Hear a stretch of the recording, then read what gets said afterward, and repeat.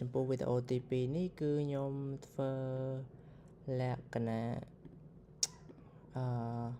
ខុសពីមុនបន្តិចដោយទីមួយយើងត្រូវការពារទុកជាមុនហើយមួយទៀតហ្នឹងគឺយើងប្រើនៅ ESET អញ្ចឹងពេលខ្ញុំនិយាយអ្នកនរគ្នាអត់យល់ទេប៉ុន្តែយើងធ្វើជាក់ស្ដែងអញ្ចឹងនៅក្នុងនេះខ្ញុំបានបង្កើតឲ្យអស់ហើយដើម្បីកុំឲ្យយូរកុំឲ្យវីដេអូយូរខ្ញុំបានបង្កើត file access មួយនិង file form មួយនេះគឺជា file form របស់ខ្ញុំ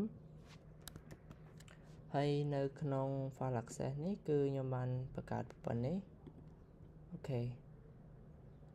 ដែលខ្ញុំបាន connect ទៅកាន់ database ឈ្មោះនេះ PHP YouTube ហើយខ្ញុំបានបង្កើតនៅ table មួយគឺ test មាន t 2ដងនេះហើយមាន field 3ហើយ field មួយនេះគឺជា voucher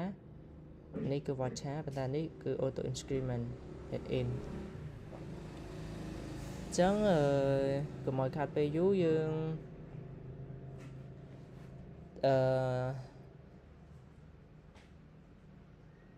យើងសាកតារានបើសិនអានេះខ្ញុំបាន connect ហើយអញ្ចឹងបើសិនជាវា connect ទៅកាន់ database មួយនឹងបានជោគជ័យមានន័យថាវានឹង echo យើង connected អញ្ចឹងណាអញ្ចឹងយើងចូលមកកាន់អានេះហើយយើងចូលមកកាន់ access មក access 1អូខេឃើញថាវា connected ហើយអញ្ចឹងយើងថយមកវិញយើងចូលទៅកាន់ form 1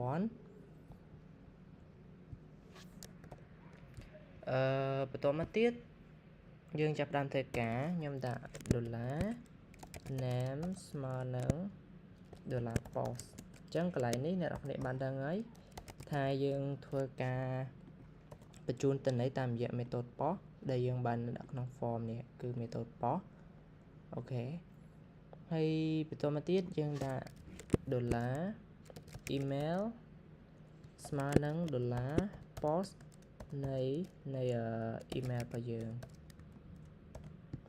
អូខេប៉ុណ្ណឹងហើយឧទាហរណ៍យើងអត់ទាន់បាន insert អីចូលទេគ្រាន់តែយើងទី1គឺយើងការពារទុកជាមុនថាតើអ្វីដែលយើងបាន submit ចេញពីនេះតើវាទទួលបានអ្វីដែលយើងបានបញ្ចូលអត់អញ្ចឹងដោយសារវីដេអូមុនខ្ញុំបានធ្វើការពារអញ្ចឹងយើងដាក់ echo ខ្ញុំដាក់$name. អានេះរបៀបត string នៅក្នុង PHP email ហើយនៅក្នុង double quote នេះខ្ញុំដាក់ BR ដើម្បីវាជាប់បន្ទាត់ហើយក្នុងនេះក៏ដូចគ្នាបន្ទាប់ពីប៉ុណ្ណឹងយើងសាកមក run យើងដាក់ JavaScript ប៉ុណ្នេះចុចពងឃើញថាវាចាប់បានហើយមានន័យថាវាចាប់បានអ្វីដែលយើងបានបញ្ចូលចេញពី form មក show នៅពេលវា run តើនេះវា run តាមរយៈ access 1នេះ file access 1ដែលយើងដាក់នៅក្នុង action អូខេបន្ទាប់មកយើងរៀនផ្លែកមួយទៀតគឺយើងដាក់ present bar ESET នៃ ESET $post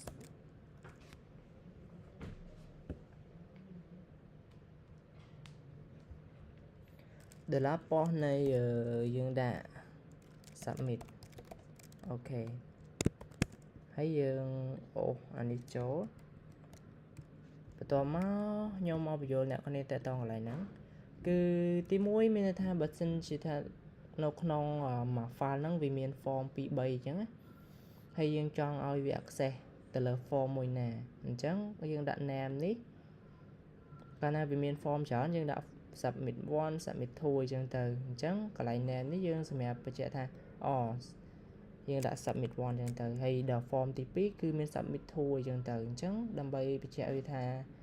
submit 1 submit 2អញ្ចឹងវាងាយស្រួលដល់ការនេះពេលដែលយើងចុចគឺយើងចុចទៅលើ submit 1ទេអញ្ចឹងអា ESET នេះប្រៀបដូចជា data map block នេះប្រៀបដូចជាយើងបានចុច submit ទៅលើ form submit 1នេះ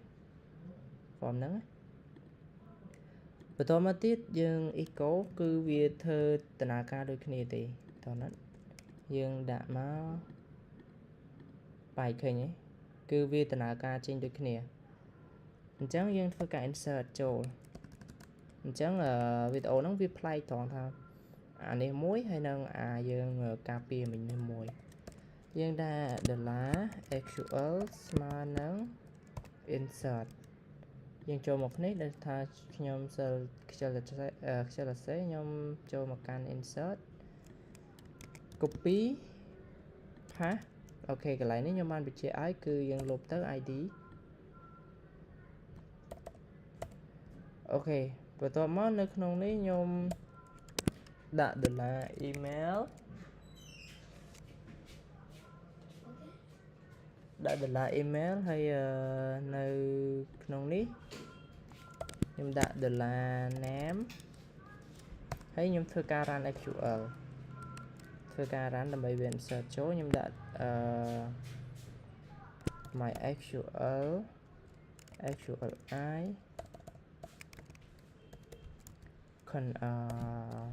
query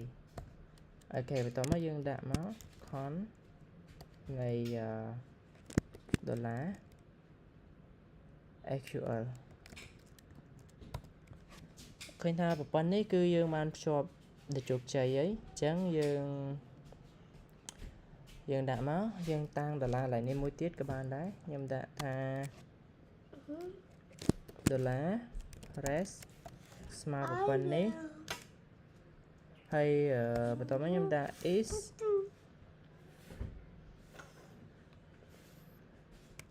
បើសិនបើ$rest នេះវាដំណើរការខ្ញុំដាក់ echo insert l ខ្ញុំដាក់ echo ដាក់ថា not